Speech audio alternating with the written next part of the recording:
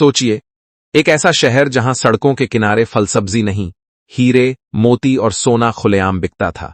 ये कोई कल्पना नहीं, ये था विजयनगरम साम्राज्य, दक्षिण भारत का सबसे समृद्ध साम्राज्य। 14वीं से 16वीं शताब्दी तक विजयनगर इतना अमीर था कि विदेशी यात्रियों ने लिखा, यह नगर रोम और काहिरा से भी अधिक भव्य है। इस साम्राज्य के सबसे प्रसिद्ध राजा थे कृष्णदेवराय, योद्धा भी, विद्वान भी और कला के महान संरक्षक। उनके दरबार में थे अष्टदिग्गज, 8 महान विद्वान। इन्हीं में से एक थे चतुर, हास्यप्रिय और बुद्धिमान तेनालीराम। तेनालीराम सिर्फ हंसी मजाक नहीं करते थे, वे अपनी बुद्धि से राजा को युद्ध, न्याय और राजनीति में सही निर्णय दिलाते थे। इसी काल में विजयनगर की कला सिर्फ देखने की नहीं, सुनने की भी थी। यहाँ के मंदिरों में ऐसे स्तंभ बनाए गए थे जिन्हें हल्के से छूने पर सारे मम्पा धनी की ध्वनियां गूंज उठती थीं।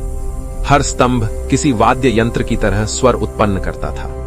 कहा जाता है, इन पत्थरों को सामान्य हथौड़े से नहीं, बल्कि संगीत की समझ के साथ तराशा गया था। विजयनगर में वास्तुकला, गणित और संगीत तीनों एक साथ सांस लेते थे। यही कारण था कि यह साम्राज्य केवल शक्तिशाली नहीं, अद्भुत भी था।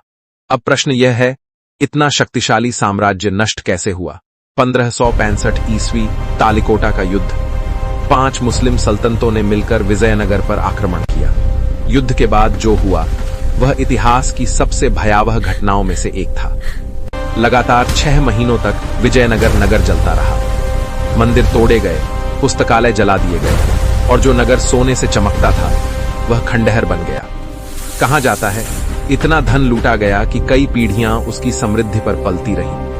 आज विजयनगर को हम हम्पी के नाम से जानते हैं, खंडहरों में दफन इतिहास। पर प्रश्न अब भी जीवित है, अगर ज्ञान, शक्ति और अपार संपत्ति के बावजूद एक साम्राज्य नष्ट हो सकता है, तो क्या इतिहास हमें कोई मौन चेतावनी देता है?